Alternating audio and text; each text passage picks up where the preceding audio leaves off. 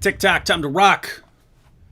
Good evening, good morning, good afternoon to everyone who's watching from all over the world. I am your friendly neighborhood philosopher, David Wood, and with me right now is the Prince. I think I called you the Prince. I think I called you the Prince the first time I ever met you. I said the Prince.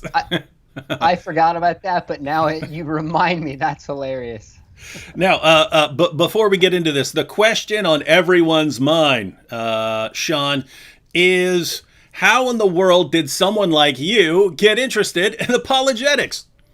Right? I mean, who would have thought that such a thing would happen given my background? Most people say I'm the least likely apologist, and it's just one of those stories you never would have seen coming. So, fair question.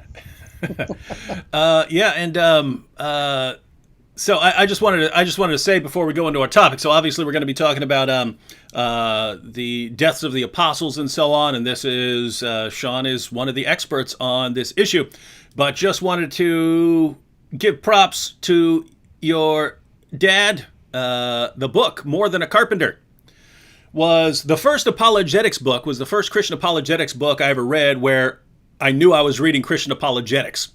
Because Cool. I'd read Hugh Ross's book, what is it, Creator in the Cosmos. I'd read that. Yep. I'd read some other books, but I just thought I was reading about Christianity. I didn't know what apologetics was. And then, so by the way, this was all in prison. So I was there in prison, and I was already a Christian, and an old guy who'd been locked up for like 40 years or something came up to me and he said, "My granddaughter sent me this. I ain't gonna read it. Looks like something you'd be interested in." He hands it to me, and Wow. it was More Than a Carpenter, right? And I'm like, "What is this?" Wow. But I'd remembered seeing it in the Christian Book Distributors catalog, which we got over and over again.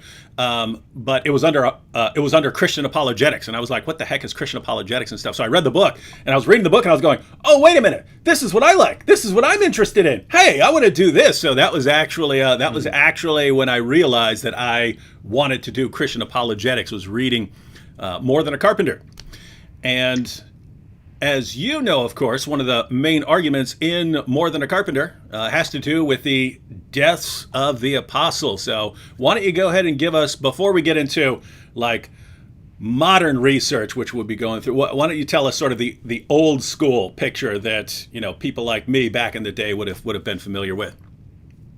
Well, first off, that's pretty awesome to hear. I'm not sure I had heard your story and how influential More Than a Carpenter was, so I will relay that to my dad. But that's pretty humbling and neat to hear. He is 80 now and been doing this for a long time, and so the reach and impact God has used him for is pretty awesome. So I heard this argument growing up. Obviously, it's in my dad's book. He would speak on it, present on it. It made sense to me. I thought, gosh, why would these guys put themselves in harm's way and die if this wasn't true?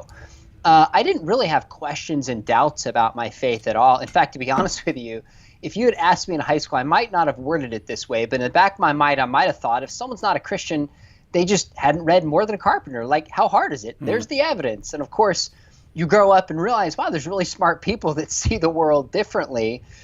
But it wasn't really until probably about 2010. So in 2009, I actually helped my dad update the book More Than a Carpenter. And we included a section on the death of the apostles, but I had not studied it formally. And if I'm not mistaken, I think it says this might be the biggest footnote in the history of the world, in the sense that it says, for the death of the apostles, see church history. That's exactly what it says. I, I haven't looked at that or thought of it in years. And looking back, it's almost embarrassing. Like, I can't believe I footnoted that. So it was the year after that I started my PhD program, and that's one of the things that probed me. I'm like, what is the church history?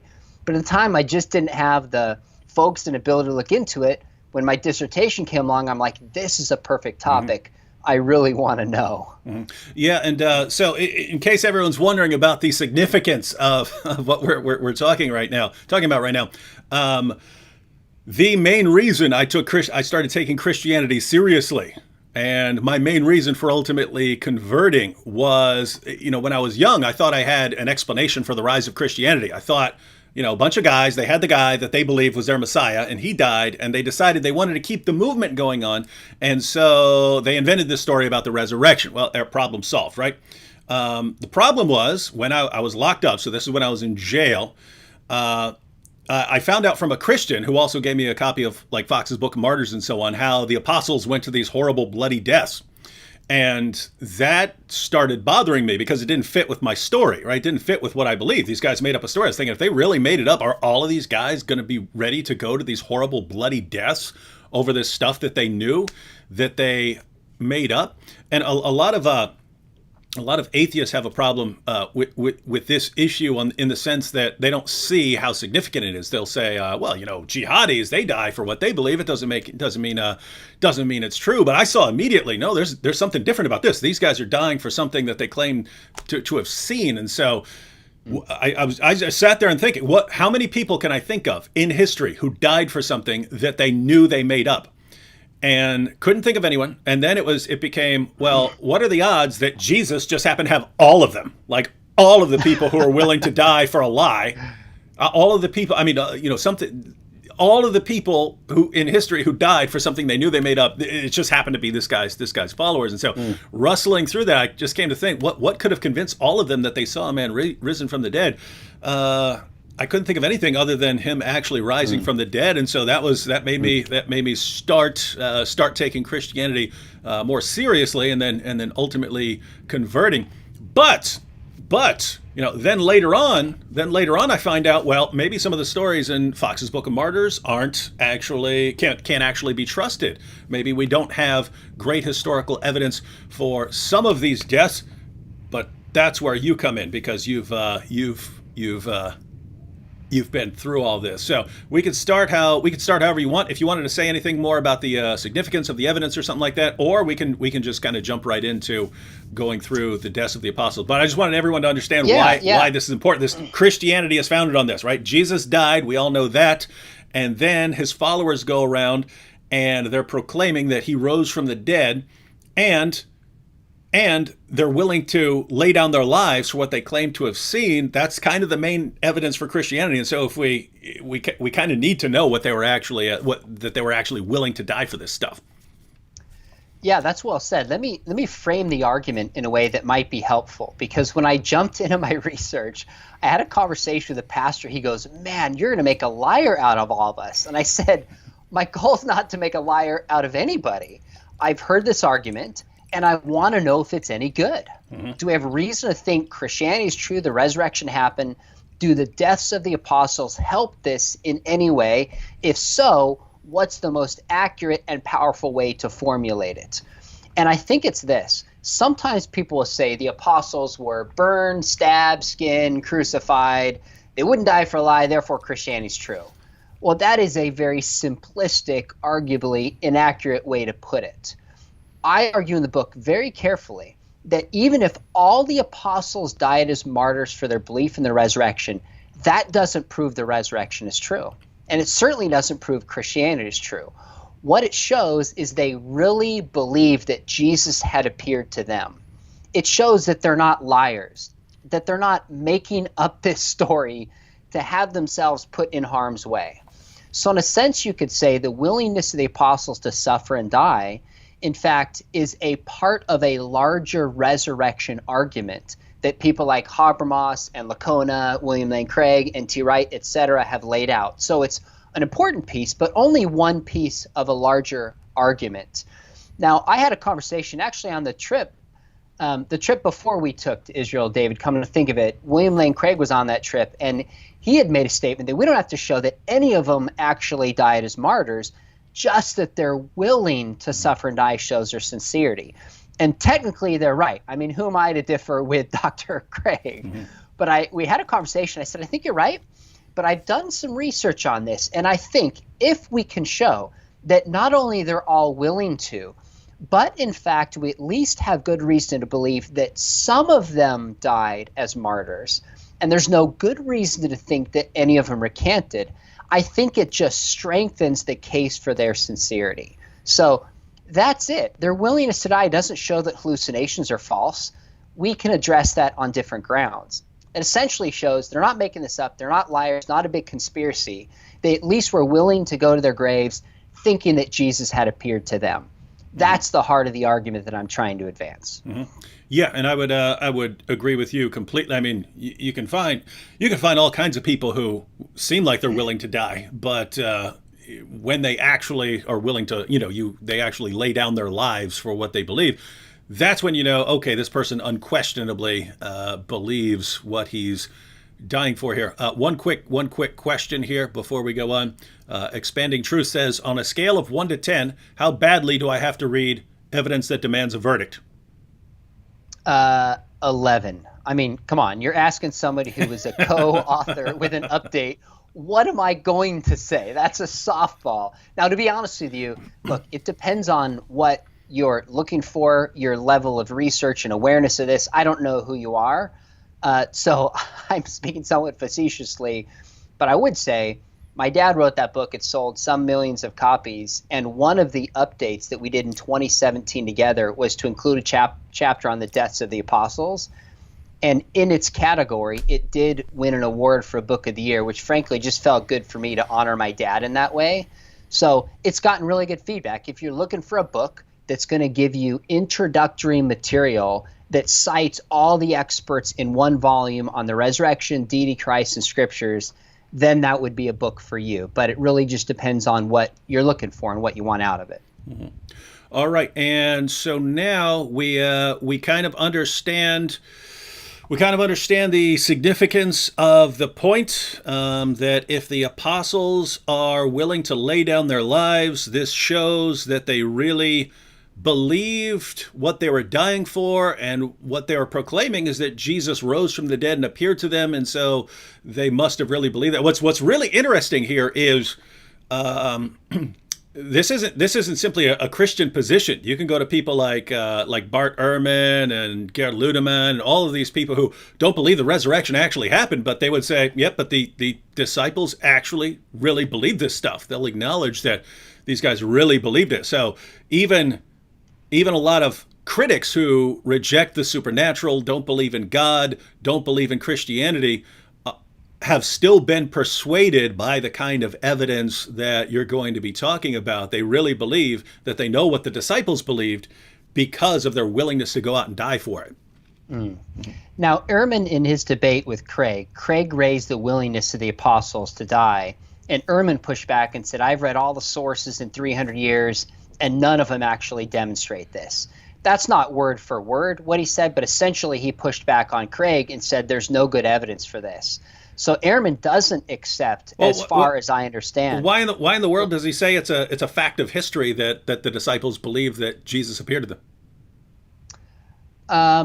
I don't know the basis of that for Ehrman. It might be some of the early documents like 1 Corinthians 15 and the consistent testimony that he trusts would be my guess. I'm not sure about that, but I do know that he pushes back on the deaths of the apostles and has written some responses to this, in fact. But I do find, I mean, if we jump into some of the evidence, there's actually some of these sources where Ehrman, I found quotes in lesser known books of his where he says, for example, in Clement of Rome, which is written in the mid to the end of the 90s, written in Rome, by the way. So he talks, you find the deaths in 1 Clement 4 and in 1 Clement 5, a reference to the deaths of Peter and Paul, who the tradition says was in Rome. Mm-hmm. So Clement would have been in a unique position, I think, to assess this tradition. And Ehrman says in the Loeb Classical series where he edits 1 Clement and 2 Clement, he says Clement is aware of a tradition of the death of both Peter and Paul. So Ehrman does cite it in that book. And he also references Polycarp, who refers to, this is now you're moving into the middle of the 2nd century, a tradition of the death of Paul. Ehrman says this is a tradition that was early and known of the death of Paul. So he doesn't as a whole accept it, but as I've tracked down some different sources of him, I found him supporting a few individual documents of early traditions of the death of at least Peter and Paul that I thought was pretty interesting. I think Ehrman tends to become a bit more skeptical when something is going to be used against him. Like he used to grant the empty tomb until Craig was using it in a debate, and then it's, hey, I don't believe the empty tomb. In his debate with Dan Wallace even stood up and said, which Ehrman are we going to be debating tonight? Is it going to be the one who writes for scholarly journals and acknowledges that we have the best established book, the best attested book in history, or is it going to be the one who writes these popular books and then suddenly changes his position? Anyway, there was. But before we jump in, and you could just tell me who you'd like to address first. But I wanted to make sure. I thought we were clear on this, but have to be clear on this. Ike Elder said, "Can we say the same thing for Muslims that blow themselves up, as far as their willingness to die, showing that they really believe what they're dying for?" I would say, yeah. Is that what you think? Well, I wouldn't use the term martyr for a Muslim or anybody who blows themselves up. I think that's an act of homicide. Martyrdom we're talking about is somebody allowing somebody to take their life or putting themselves in a position to be harmed and lose their life tied to what they believe. So I would not use that for Muslim martyrs. Second, when you look at, say, 9/11, this is the first objection that comes up. People say, well, if I'm not mistaken, there were 15 Muslim radicals willing to lay down their life for what they believed. And I'd say, look, their willingness to suffer and die is no different than you and I, David. If somebody comes up to us and asks us, do we believe it? And we take one for the team and die, people would walk away and go, wow, that David, that guy, he believed it. Sean really believed it. But that's no proof for Christianity. But the apostles lived and traveled with Jesus 3 years, and they put themselves in a position of harm's way based on what they saw with their own eyes, not what they said they received second, third, fourth, sixth, seventh hand, etc. So they are the pillars, so to speak, who began this movement. So their testimony and their sincerity is much more significant than your sincerity, my sincerity, or any Muslim, to use this quote, who blew himself up. That's Sean McDowell imposing his Christian view of martyrdom on Islam, which has a different view of martyrdom. So Ike Elder, we hope you're getting this. I would just to give an example, Ike Elder, of what we're talking about here. If a bunch of people say, I really believe in aliens, and you say, why do you believe in aliens? They're like, I don't know. You just look around at the universe, and there's got to be aliens out there, right? And then someone says, no, you don't really believe in aliens. I'll start killing you, and he starts killing them. And then there are all these people who say they believe in aliens are all willing to die, and they all suffer death.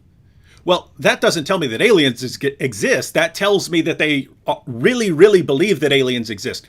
So that's one scenario. People who just say they believe in aliens and they're willing to die for it. That tells me that they really believe in aliens, doesn't tell me that aliens actually exist. However, imagine a dozen people come up to me and they say, we just got abducted by aliens. We were sucked up into their ship and, they probed us and did all kinds of things to us, and then they put us back down there.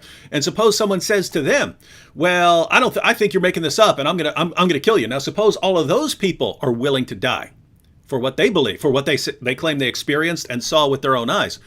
That's in a different category. Now I would have to conclude they really believe what they're saying about what they saw. They really believe that. So what's the best explanation here? Is there an alternative? Is there a better alternative than thinking that they were actually sucked up into an alien ship and that they got probed? Could this be a hallucination or something like that? You have to go down the list. But those are different kinds of categories. One would just tell me a lot about what you believe. The other would mean that I have something to explain. I have to explain what these people saw in order to give them this kind of confidence. So that's what we're talking about with the apostles. So who do you want to start with? I'm guessing one of the big ones, Peter, Paul, James, someone. Yeah, sure. Let's start with Peter. That makes sense. All right. So the apostle Peter. Do we have good reasons to think that he was willing to die for his claims about Jesus? So when it comes to Peter, actually the way I look at the apostles is something called the living memory. This comes from a scholar on Peter named Marcus Bockmuehl. And he says there's a certain value in sources that are within 3 generations where there's still a living memory passed on, and it's not just purely history. Takes us up to the end of the 2nd century, roughly. Doesn't mean stuff afterwards is false, doesn't mean stuff earlier is true, but that's the methodology that I used. So when it comes to Peter, within the first and the second century, we have 10 sources of greater and lesser strength that unanimously agree that Peter died as a martyr. There's no alternate tradition I could find anywhere within centuries in the church that anything else happened to Peter. So the two sources in the first century would be, of course, John 21, where Jesus says to Peter, "You will be taken where you do not want to go, and you will be clothed by somebody else." And then in parentheses in the English translation, an indication of how he was going to die. Now, clearly, it doesn't say crucifixion there, interestingly enough, but that doesn't matter for my argument, how he died. It's just that he was taken somewhere against his desires and put to death. And by the way, that's in a context in John 21 of where Jesus is saying, now you're the shepherd of the sheep, and like me, you denied me before, now you're going to lay down your life. And by the way, Ehrman says that this is a tradition towards the end of the first century of a death of Peter as a martyr. He uses that word. Second document in the first century would be Clement of Rome, now a letter written by Clement in Rome. And if you read First Clement, really chapters 4 and 5, it's about how kind of jealousy leads to division and ultimately death. And Clement gives some ancient examples, and then he moves to Peter and Paul and references them, I think, in very clear terms that they would die as a martyr, not using that word, but making that term. Again, Ehrman says, Clement is aware of a tradition of the death of Peter and Paul at the end of the first century. So you have two sources in the 90s, so there still would be people alive who would have known Peter, not tens of thousands, but there still would have been eyewitnesses around who could confirm or deny this. We're talking the generation after the apostles themselves. And then as you move into the second century, from writers like Ignatius into the middle and towards the end kind of with Tertullian, you have this consistent story that Peter died as a martyr and no contradictory account. So I actually think, not to mention later writers like Eusebius affirm this, but now you're into the 4th century, I think the consistent story is we are on solid ground that Peter dies as a martyr. And this is one that even, I recently had a YouTube debate with a fellow named Apologia. You might recognize him, and we debated the apostles back and forth. And even he conceded that Peter and Paul died as a martyr. Okay. So that one, I think we're on about as solid ground as you could be historically for something that happened 2,000 years ago. So this one has the skeptic's approval. Yeah, at least that skeptic's approval. There are some scholars who debate it and tweak it. And of course, the question comes up, was Peter crucified upside down? And the really interesting thing about this, David, is the first reference to Peter being crucified upside down is in a book called The Acts of Peter, which is an apocryphal account that has these clearly legend-filled miraculous elements added on top of it, dated to the end of the 2nd century, probably 180, 190. And what's interesting about it, though, is if you read it in context, the point is Peter is upside down, and when he's upside down, he can see the world as it actually is, and his death will help right the world in the way that Jesus did. So he's put upside down not for a historical point, but for a theological point, and later church leaders pick up on that. So as best I can assess, it's possible he was crucified upside down, because there is some record of that, like in Hengel's book on crucifixion, but I don't think it's at least probable. I actually think what's interesting is one thing we know about crucifixion is somebody was stripped bare. But in John 21, it says you'll be clothed by another. I've actually come to think since writing my dissertation that he probably wasn't crucified and was probably killed another fashion. But for our factor here, it doesn't matter upside down, crucified another fashion. We have multiple early sources saying that Peter died as a martyr, and I don't think any good reason not to accept that account. So we can draw a distinction between knowing that someone, having good reason to believe that someone died as a martyr, but still be skeptical and critical of details that appear, especially in later stories down the road. Yeah, this is actually a really interesting part of the research that I did. As you get into the 2nd, 3rd, 4th centuries, you have this hagiography where people are telling these stories of the apostles, and they're filled with legends. but there's also a historical core to them. And it's not really till the 4th and 5th century that they become completely unhinged from history. So part of the challenge is to take like the Acts of Peter and say, you know what, it's full of like, you know, in the Acts of Paul, I think he baptizes a lion. In the Acts of John, there's all these bed bugs that John commands around. Like there's funny stories, but they're actually surrounding a historical core. So how do we pull out what's historical from what's legendary? That was some of the challenge of my research. But when it comes to Peter, we have so many consistent early sources that we can stand, I think, on solid ground that he really died as a martyr. And by the way, in my research, I came up with a historical grid from least probable to most probable. And based on the quantity and quality of research, I try to assess each apostle. Number one, did they go on missionary work? Number two, did they die as a martyr? Number three, how did they die? And just, you know, there's some subjective element, but I try to lay out my criteria. So you're right. How he died, I think we have less confidence than that Peter actually died as a martyr. So Peter definitely gets a check on the best evidence we have tells us that he was martyred. We have early sources of people who were in a good position to know, and then you have one consistent story wherever you go. Inconsistent, they could be inconsistent on the details, but they're unanimous on his willingness to die and his martyrdom. That's right. And by the way, these sources aren't doing historical accounts asking the question that you and I are asking. These are documents written for other purposes, but they include statements that we can decipher in context and piece some of this together. So I think Peter's on solid ground. Now, by the way, to give context, I took the 12 apostles and I took James, the brother of Jesus, and Paul. So I took those 14.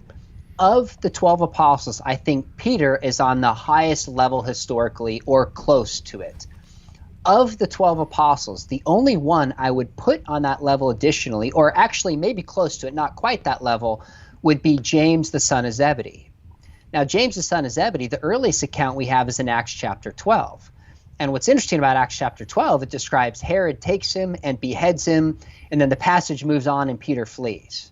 Now, for reasons we won't get into here, I believe Acts is a reliable historical account, and we can trust it as an early good source.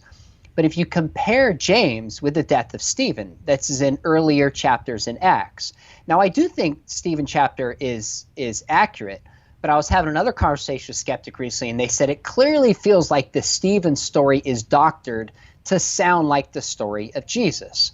I said, I have some pushback and challenges to that, but fine. So if you're going to push back on Stephen and say because it reads that way we don't accept it, then you have to concede that James, which doesn't read that way, and as Keener says in his 4-volume commentary, it just reads like a straightforward execution account, therefore is a good, reliable historical account. And then all the sources after James confirm that as well. So bottom line of the 12, I think Peter is the highest. I might put James like a notch below that, but still good historical evidence he died as a martyr. Those are the two of the 12 I would put in that higher category. So these are kind of different ways of looking at things with when you're looking at historical, stories or something like that. One of the big questions that would come up is there a good reason to invent this story? Why would someone invent this story? And doesn't mean that someone did invent this story, but if you can think, oh, here's why someone might have invented this story. So when you're reading the martyrdom of Stephen, can you think of, is there a reason someone might have wanted to embellish this or do that? You could come up with reasons. Doesn't mean they did. But with the death of James, that they're not trying to draw any tremendous meaning out of it. There are no, there's no amazing supernatural events attached to it. It's just like it's almost mentioned in past. Oh, by the way, they killed him, and then the story moves on. And so they're not trying to make any tremendous point there. And if they were, if Luke were trying to invent a story about someone being killed, it just doesn't seem to be any reason for it right there. And so here it seems like the only reason that it's there is just because he's announcing when James was killed. So I do think in Acts it helps advance the story of the persecution and why Peter flees. so it fits the larger story. But I think the point you're making is right, that there's not these flowery details to try to make it seem like, he looks up into the heavens and he died the way that Jesus did, the way you might expect one of the top 3 of the 12 to die. Rather, it's just stated without any additional details, so the book of Acts can move along towards the advance from Jerusalem to Judea to Samaria to the ends of the earth. Mm-hmm. And by the way, the kind of death that's given to James, we know was the kind of death that was used. John the Baptist was beheaded. Paul was probably beheaded. That was a common means of execution. So you just start looking at these particulars and the reliability of Acts, and then you look outside of the book of Acts and the other documents that we have, and you just see this consistent story and no competing claims about the way that James died. So I think we're on good historical grounds, even if you don't think the Bible's inspired, good historical grounds to conclude that James, in fact, was executed in a way that was tied to his faith and the proclamation thereof. Mm-hmm, mm-hmm. A couple of side notes here. I see some people sharing links to your materials and so on. I did put a link to your website and your YouTube channel and to your book on this topic. Those are in the description box for anyone who wants links to Sean's website, his YouTube channel, which you should subscribe to, and to his book if you want the full case. And go ahead. Oh, I was going to say, the book is an academic book. I apologize. I had no power over that.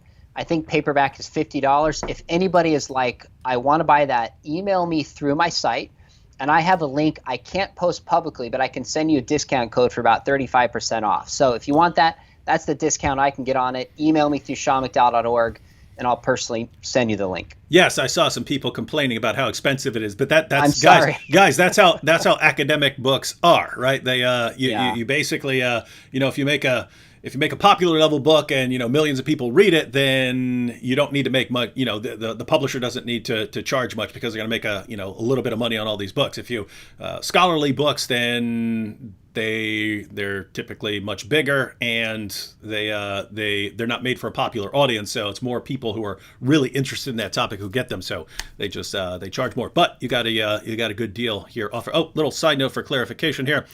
Jeremy Wong asked, is it when you're talking about the debate earlier? I said, is it Apologia Church, Jeff Durbin? No, there would be no reason for Sean to be debating Apologia. I think you said Apologia. I think the atheist that I'm aware of is named Paulogia, because me and me and Apologia, not Apologia. Yeah, so Paulogia, I think his name is Paul with an Ogia on the end, because Inspiring Philosophy and I went through one of his videos on I think he was attacking the moral argument or something like that, and we went through and discussed that in a live stream. All right, so that's all been clarified. All right, so Peter gets a check, James gets a check. You said James, really good evidence, maybe a touch below what you have for Peter. So is this how you're proceeding, sort of in order of evidence? Not necessarily. Okay. I was starting with the 12 and then moving to James and Paul. That makes sense. Outside. That makes sense. So let's shift to James, the brother of Jesus, and Paul, and then go back to the other disciples, what evidence there is. So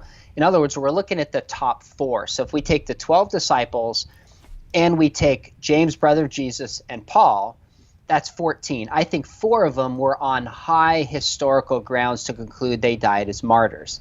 So James, now the brother of Jesus, not one of the 12. We know that he had an appearance of Jesus. 1 Corinthians 15 mentions the appearance to James. And you can also ascertain this, I think, from looking at the book of Acts, at least the appearance to the 12 and his position in the church. James, the death, what's very interesting is here's where you have a non-Christian source in Josephus.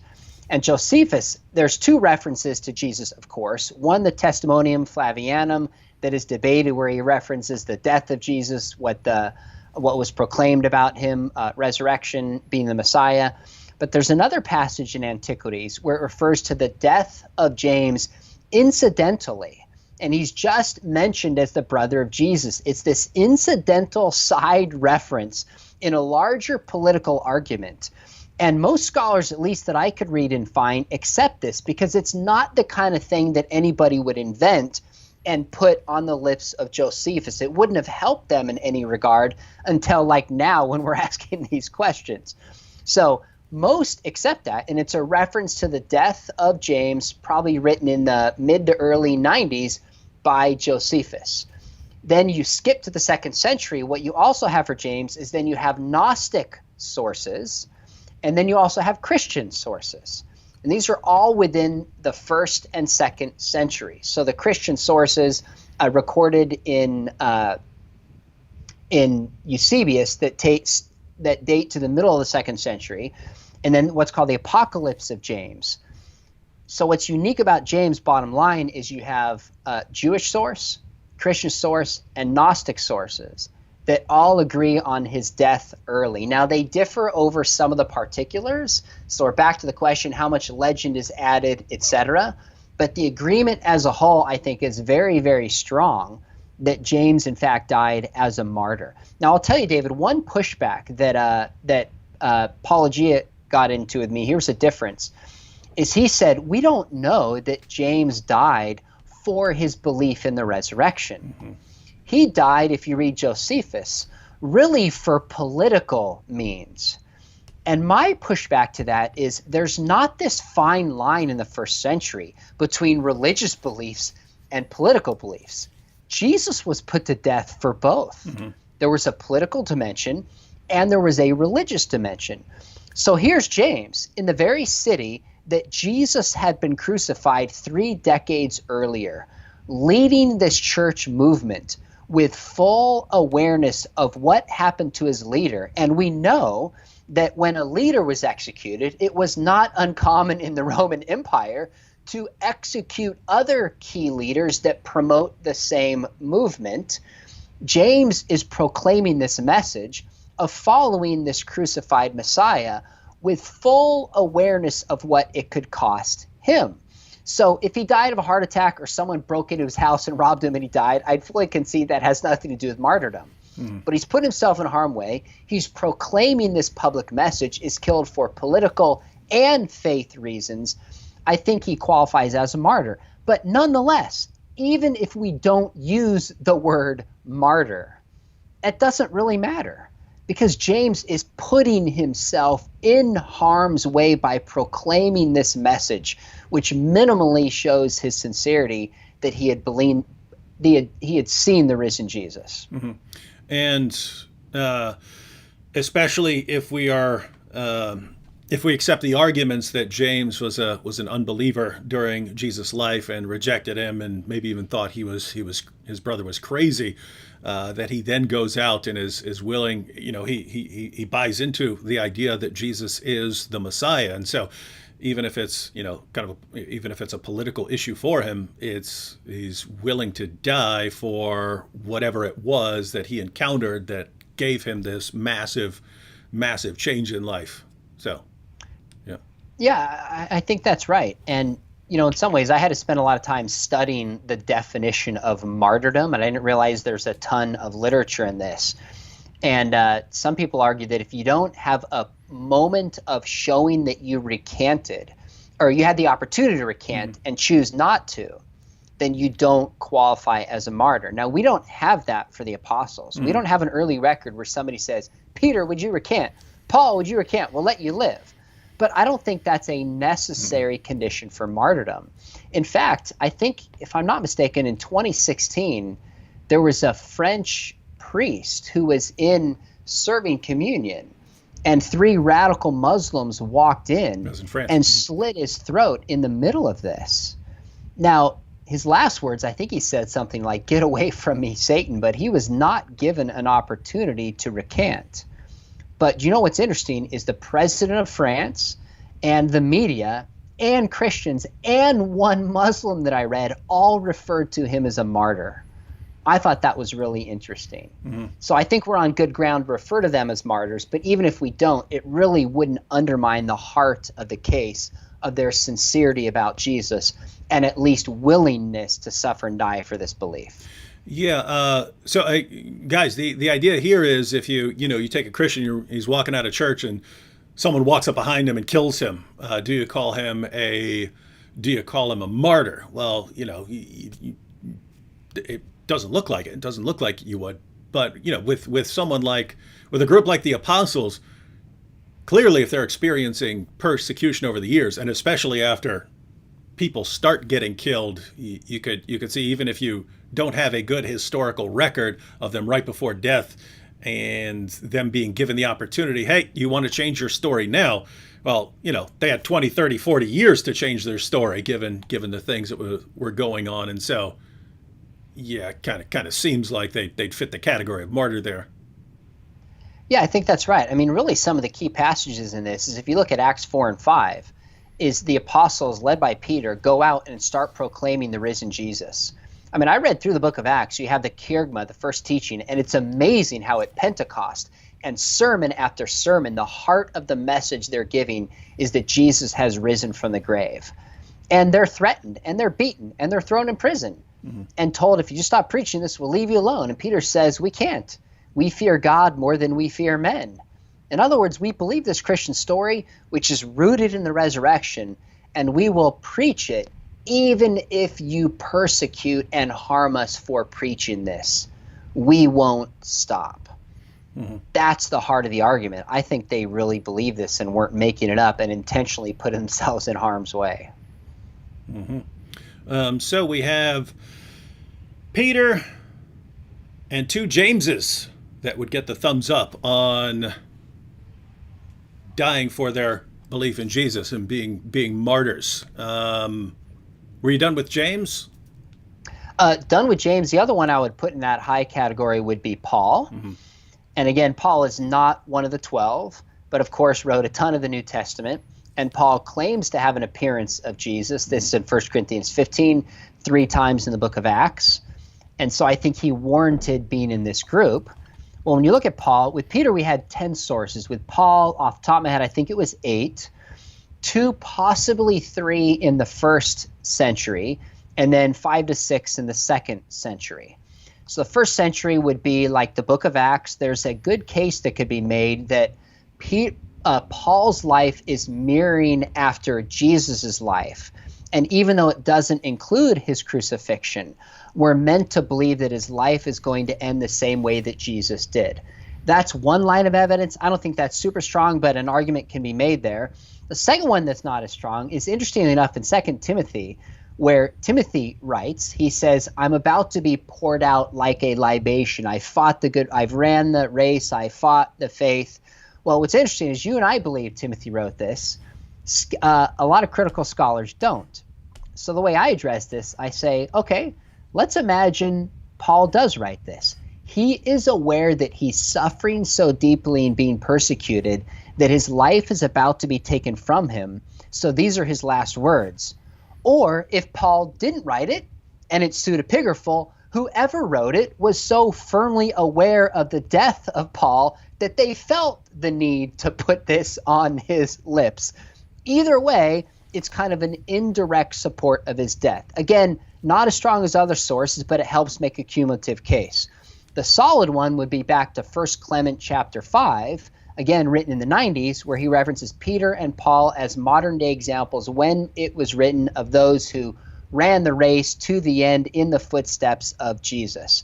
Get into the 2nd century, and again you have Ignatius, you have Irenaeus, you have Polycarp, at least 5 to 6 references within that living memory and a bunch after the end of the 2nd century, unanimously confirming, as far as I could find, that Paul, in fact, died as a martyr, which makes sense when you look at the life of Paul. 2 Corinthians 11, how much he suffered, that he, in fact, would die that way. So I think we're on very solid historical ground with those 4. Now, I'll tell you one more interesting thing, at least to me, is when I wrote my dissertation, the academic book, it came out 2015. When Paul is beheaded in the book of, in the Acts of Paul, this milk-type substance comes out. I interpreted that as being metaphorical, like his death offers nourishment to help people spiritually or something like that. Well, I had a doctor, a heart surgeon, email me, and I've been trying to find the link. And he said there's actually a condition where somebody secretes, when they're under a lot of stress, a kind of milk substance from the neck. Now, that doesn't mean that's what happened to Paul, but it made me step back and go, okay, that's at least interesting. I hadn't thought of that. Maybe I'm writing off some of these things as all being metaphorical and made up. There may be a little bit more historical core, but that's the dance you have to go through in assessing some of these sources as carefully as you can.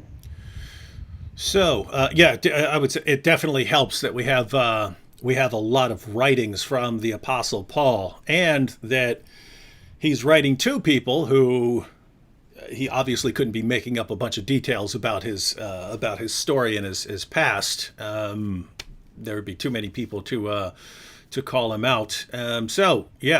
I'd say we're on really, really good grounds there. So those what do you call those? The big four? Yeah, we could call them the big four. Those, I would say, are just in the higher realm of historical probability that we have good confidence were killed in the way tied to their faith. And it's pretty cool. It's pretty cool that you have a kind of diversity there, right? You have a couple guys who are part of Jesus' inner circle. You have someone who was related to Jesus but didn't believe in him during his lifetime, and then you have a persecutor who tried to destroy the church. And these are the guys that we have. This collection of people is the group that we have the best evidence for in terms of them being completely willing to go to their horrible bloody deaths for Jesus. And so pretty interesting group there. What do you think of people outside those big four? Well, when we come back to the 12, there also are traditions of Mark, there's traditions of Luke, of Stephen. I didn't go down those rabbit trails because I think the evidence is less as strong of their having a firsthand appearance of the risen Jesus, and those documents are just later. So I had to limit the search to some degree. So if we jump back into the 12, John is a really interesting story. I entered this assuming that John died a natural death. That's a story. Well, I came across scholars like Ben Witherington and Richard Bauckham and others who actually think John died as a martyr. And they make a better case for it than I was even aware of in the literature. Now, I'm not ultimately persuaded by it. I just had somebody email me like 2 weeks ago an article of a new academic book, haven't had a chance to read it yet, and he goes, hey, here's my case for the death of John. So I want to believe that because it makes my case stronger, but I've just got to follow where the evidence leads. And here's some of the things that they'll point to for John. Textually, people will say, if you read the beginning of Acts, John is traveling with Peter. He's all over the place. But then he just disappears off the scene and doesn't show up in the Jerusalem Council in Acts 15. Why? Because he was martyred with his brother James 3 chapters earlier in Acts chapter 12. Now, it doesn't say that, but that's one argument people will make, which is somewhat of an argument from silence, but nevertheless, it's interesting he disappears and doesn't show up at the council. The other argument is when Jesus is traveling on the road and James and John say, we want to reign with you. And what does Jesus say? He says, you have to be baptized with the baptism that I will be baptized. In other words, you got to drink the cup. Now, what's interesting, David, is I've asked a few New Testament scholars, what does he mean by this, where they're not thinking about the martyrdom of John. And a few have said, oh, yeah, he's saying they'll be martyred. And I'll say, well, wait a minute, what about the tradition of John? And a few have said, oh, okay, wait a minute. I wasn't thinking about that. Now, I don't think the only interpretation of drinking the cup is that you would be martyred. Mm-hmm. But I do think that is a very interesting argument that can be made because, again, Acts 12, that happens to James. He drank the cup that Jesus drank. Well, what about John? Jesus gave a prophecy of this. So I actually think, I can't prove this, but I think maybe some of the traditions that start showing up in the 3rd and 4th century about John, for example, Tertullian tells one you've heard about John being thrown in boiling oil, but surviving. Well, that's a way of putting him through the act of martyrdom, but not dying, which would show that Jesus wasn't a false prophet in Mark chapter 10. Mm-hmm. And there's other ones of him taking poison and surviving that I didn't find for the other apostles. Now, I can't prove that, but I'm suspicious that might be the case. But I do think that that prophecy of Jesus can mean, are you willing to suffer for me? Are you willing to take the lot that I have given to you, and not necessarily martyrdom? But that's a textual evidence that is used for the death of John. Now, the other evidences for John is when you get into really more the turn of the 3rd, the 4th, and 5th centuries, there's these calendars where early different churches would celebrate certain deaths of martyrs. And James and John are put together at that time as both dying as martyrs in some of these calendars in the 4th, 5th, and 6th centuries. Now, what's interesting is there's that tradition, but now we're dealing with the 4th century, instead of the 1st and 2nd century. So it just has less weight. The one piece of evidence that's fascinating is there's a reference I've got to think about this for a second. Philip of Sidon, who wrote after Eusebius, references a writing from Papias in the early 2nd century, and he quotes Papias as indicating the martyrdom and death of John. Now, Philip of Sidon writes, if I remember correctly, the 5th or 6th century. He's quoting Papias early 2nd century. Eusebius also quotes Papias, but doesn't quote that passage. So I haven't analyzed that passage in depth, but the scholars that I've talked to have say they don't trust Philip of Sidon there and think that he probably got that mistaken about Papias. All that is to say, I wasn't aware of any of this about the death of John, and it was enough to at least make me pause and go, that's interesting. It's at least possible, even though I'm not convinced it's as strong as some of the other ones. So the interesting thing here is that, so you have situations where you have good evidence that certain people died as martyrs, and then you have late stories that can't necessarily be trusted, 3rd or 4th century sources that you can't necessarily trust, and so you can't put too much stock in them and say, yes, this is how this person died back in the 1st century. But that kind of goes in the other direction as well, that if you have a 3rd or 4th century about the Apostle John, and it's saying he wasn't killed, well, he may have actually been killed, and so you could actually put together a case. And so it's just the idea, in the 3rd and 4th century, we know that people were embellishing stuff, so you can't trust them completely, and therefore kind of have to sometimes start from the ground up, unless you know where they're getting their information from. But so with someone like the Apostle John, if you can't trust the later story, then if you do come up with some good reasons for thinking that he died, then you could actually alter what is commonly believed, because that's the normal belief. The disciples all died for their faith except John. So yeah, interesting stuff. All right, we're going to wrap up in a couple minutes here. Anything else you want to cover along those lines? We can go a little bit further into this if it's helpful. I can't wait too long for dinner. I'm on the West Coast, but let's go a little bit longer if you want to. If there's questions here, but let me jump into. So let me frame this again for everybody. Study the 12 disciples, James and Paul. I think James, brother of Jesus, and Paul, good grounds they died as martyrs. Of the 12, James, son of Zebedee, brother of John, and Peter, good reason, died as a martyr. What about when we move to the rest of the apostles? Well, there's 2 that I think are at least more probable than not. So in other words, they're not 50-50, maybe they're 51-49, but at least you could make the case that we have interesting early evidence that moves it in the direction of probability. So Thomas, for example, we have the earliest source of the death of Thomas is in a book called The Acts of Thomas, which is basically the end of the 2nd century, early 3rd century. So this is not a document that's nearly as early for all the other 4 that we talked about. The Acts of Thomas, and it's legend-filled, but it seems to maintain a historical core of Thomas being sent to northern India, moving down south, dying as a martyr killed by spears. Well, you also have this tradition in India itself, this non-written tradition that's been passed down historically. So when I studied Thomas, there's a lot of Western scholars that completely dismiss the traditions because they don't do history the way it's done in the West. And yet in the East, especially in India, they have songs, they have poems, they have stories. They have these traditions and even burial spots that trace back very, very early that seem to be independent of the Acts of Thomas. Now, scholars differ over this. Some say you have the Acts of Thomas and these traditions. They're really only one tradition.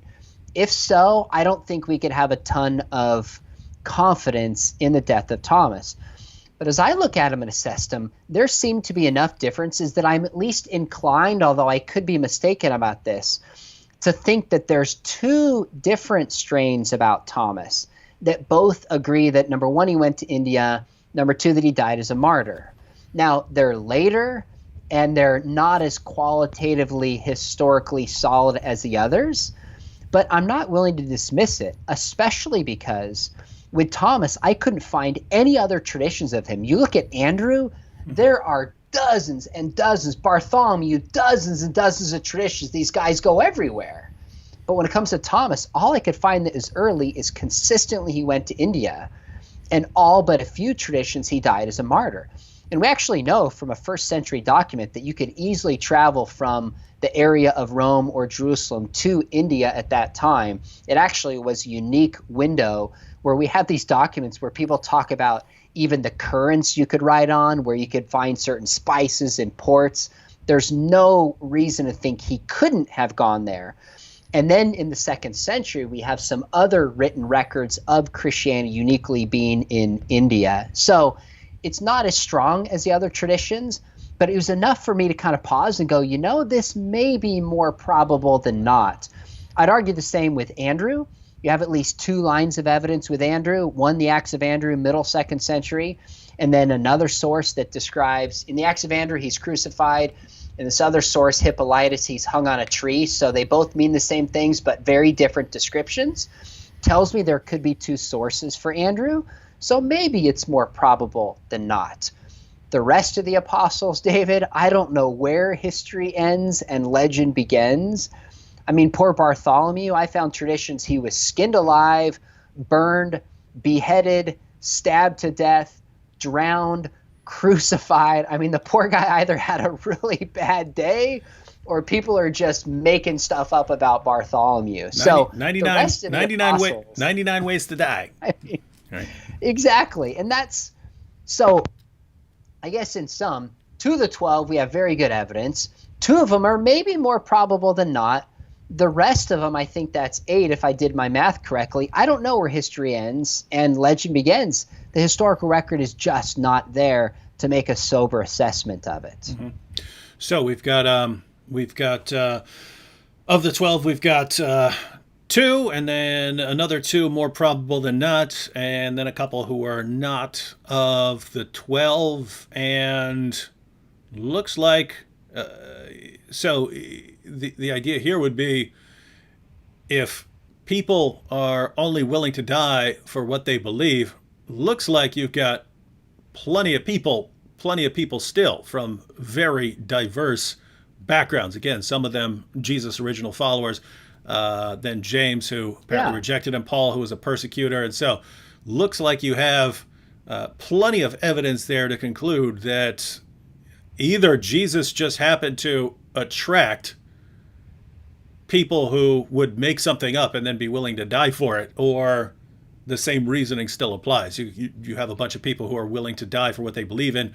What is the best explanation for that? And so, those of you non-Christians who are looking at this, what do you think? What do you think? What evidence do you have that would account for Peter and James being willing to lay down their lives for, their beliefs about Jesus, and then James, the brother of Jesus, that's a different James, didn't believe in him during his earthly ministry, but was still ready to die for him later. And then Paul's a persecutor who's disgusted by Christianity, who converts to Christianity and says it was because he encountered the risen Jesus. what do you have that would even account for this level? So everyone else, everyone else aside, what do you guys have that would account for all of this that would actually fit? Because as soon as you start going hallucinations, pretty strange to say that all these different people in these different situations are all going to be hallucinating the same guy. Or so anyway, the idea, guys, is if you have an explanation for something, if you have a belief about Jesus, it should fit the evidence. And if you don't have a theory that actually fits the evidence, then you got a problem there.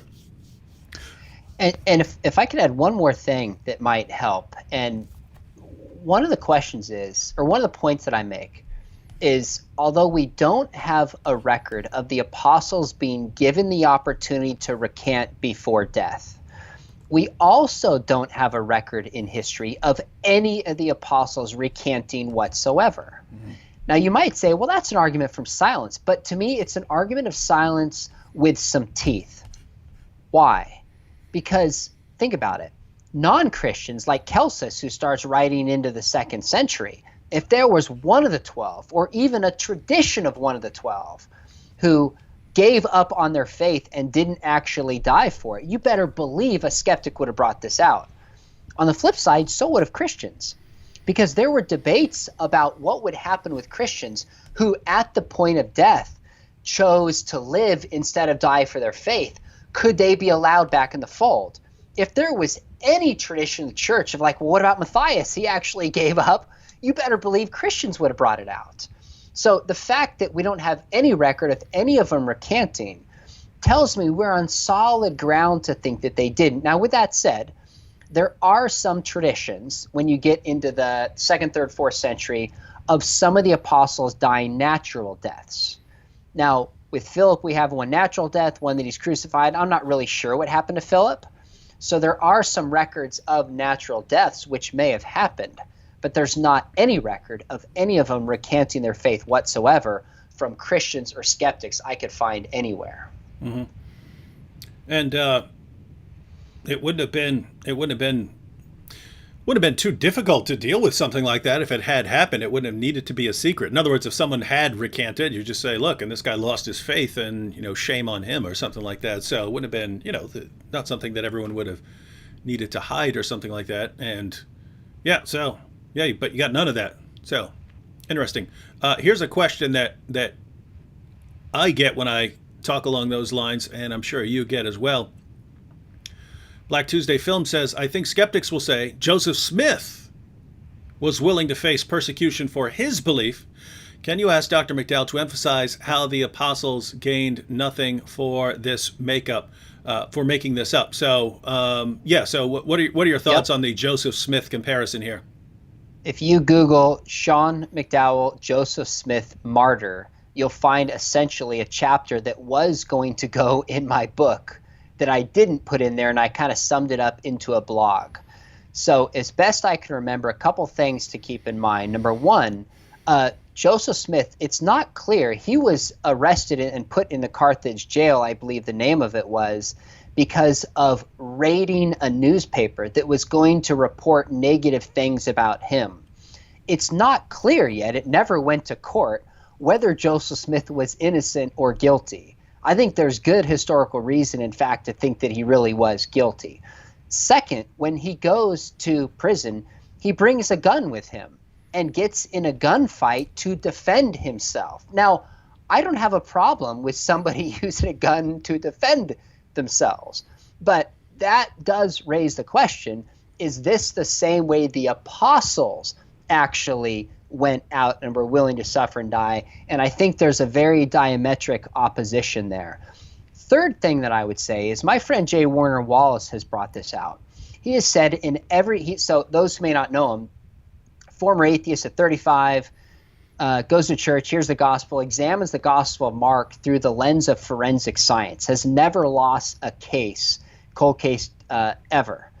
And he said in every case he's ever had, people lie for one of three reasons, or commit crimes for one of three reasons: sex and lust, power, or money. Power, sex, and money. Look at the apostles. It wasn't about power. Jesus distinctly said, if you want to be first, you got to be last. He washed their feet. He said, lay down your life. It wasn't about sex. I mean, Jesus had many opportunities to take advantage of women. And number one, he was single. Number two, he only showed the highest dignity and care and respect for women. It wasn't about power and sex, and it certainly wasn't about money. You see Jesus preaching caring for the poor, and read the book of Acts, and they talk about caring for the poor. And yet you look at the life of Joseph Smith. Was it about power? Well, he did want to run for U.S. president. He tried to do that. He also tried to have his own military. Number two, was it about money? He had his own bank that he tried to run and he controlled. Was it about sex? Well, he had, I don't know the numbers, somewhere between 25 and some say up to 4 dozen different wives in very suspicious ways. So that doesn't mean Joseph Smith was lying. That's not my point. Look in the Old Testament, there's plenty of flawed characters that God uses. But if we're going to compare the apostles and Jesus to them, the very 3 things that you look for in motivation are lacking with Jesus, lacking in the apostles, and they're all present with Joseph Smith. So I don't think he qualifies as a martyr, even though you hear this tradition throughout Mormon history. Mm-hmm. And just to share my thoughts on this issue, I have no problem with someone being sincere and being totally wrong. So we have good reason to be suspicious of Joseph Smith and his claims to have received revelations, right? Because he got a lot of stuff out of his revelations. But even if we had none of that, even if he didn't get any women out of it, and even if he didn't have any, political aspirations, anything like that, and he just went out with this message, we know that individuals can be delusional, right? We know there are cult leaders who actually believe what they're saying. Like, I believe Muhammad sincerely believed what he was preaching. Not necessarily in every instance, but I believe Muhammad was sincere. And I've been in multiple mental hospitals, so I've known people who were out of their minds. So that's not what we're talking about, right? If one individual said he saw someone rise from the dead, I would not put a lot of stock in it unless I had some very good reason to trust that person.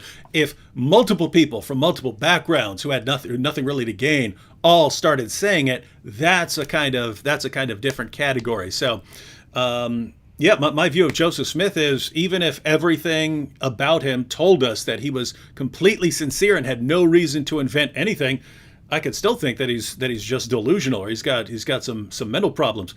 You'd have to have some other people verifying it, which I think you did at one time with Joseph Smith, and then they ended up recanting and things like that, and so you ended up with some problems. All right, well, let's take a couple super chats real quick. There's just a couple of extra comments, and then we will wrap it up, because Sean is East Coast. I mean West Coast. You're West Coast. You're out in the middle of nowhere, and if you stay there long enough, you're going to fall into the ocean.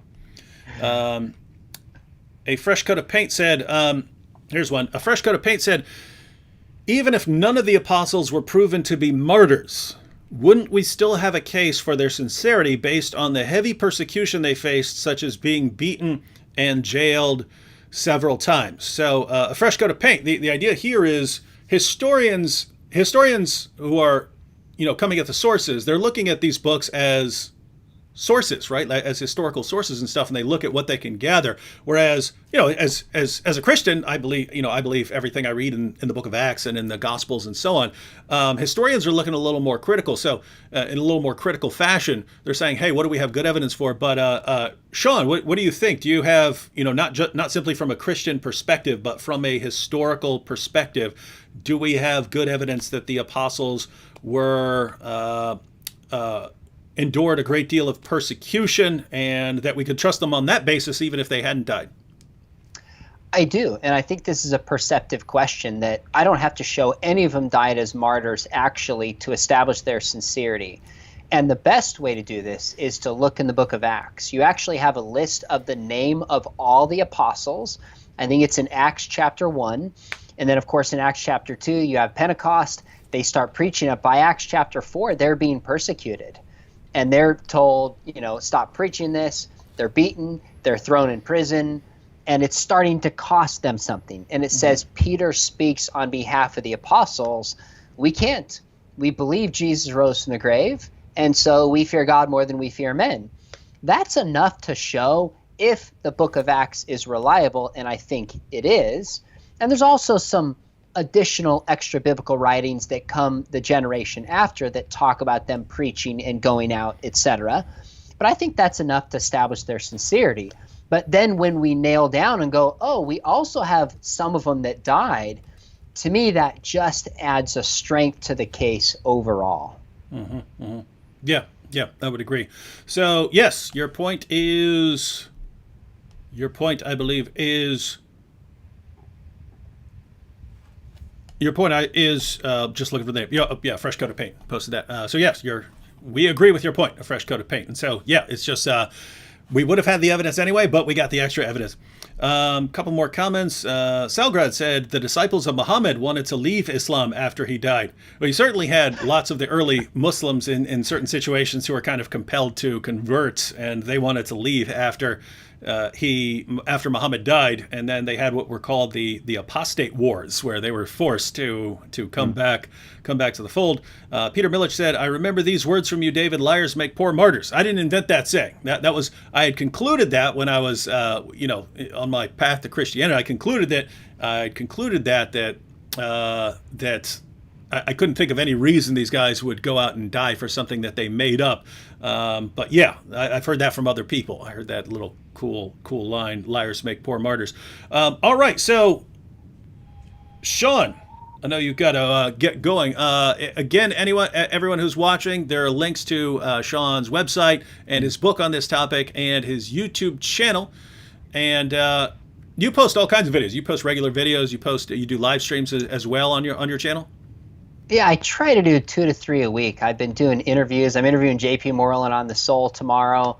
And then it might interest anybody watching Friday night or Sunday night for Father's Day. I'm going to interview my dad, who is 80, and he's been in ministry 55 years. And I've asked him if he'd be willing to share certain untold stories and wisdom that he's learned along the way that he's never shared publicly. So if I didn't know my dad and the people involved, I'm not kidding, David, I would have a hard time believing this. But my dad has lived a modern day Paul life.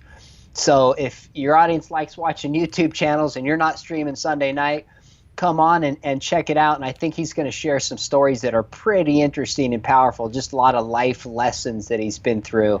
And then next Wednesday, I got Preston Sprinkle coming on, and we're talking about one of the common revisionist arguments today is that the word homosexual was invented and not originally in the Bible itself. And it's a modern day invention to kind of persecute against gay people. And we're just going to unpack that theologically this is mistaken. And it goes back to Leviticus 18, goes back to Romans 1, goes back to 1 Corinthians 6 itself. So those are the kind. Just had a debate on evolution with a prominent Christian who believes in evolution, and Doug Axe, intelligent design proponent. Bill Craig's going to come on and talk about his book on atonement. So lots of cool interviews, and then I just post 1 or 2 videos a week. If people are done watching yours and want some more substance, check it out. Yeah, guys, if you get sick of mine, then definitely go over to Sean's channel. But yeah, guys, subscribe to his channel if you're interested in any of that stuff. You definitely want to hear the accumulated wisdom of Josh McDowell over the years, so over the decades. Yeah, probably I can't think of anyone who sort of spurred apologetics in the modern area more than Josh McDowell. So you'll want to check that out. David, what's interesting, sorry to cut you off, is part of what spurred this to me is we've lost Norm Geisler in the past couple years. Ravi just passed away.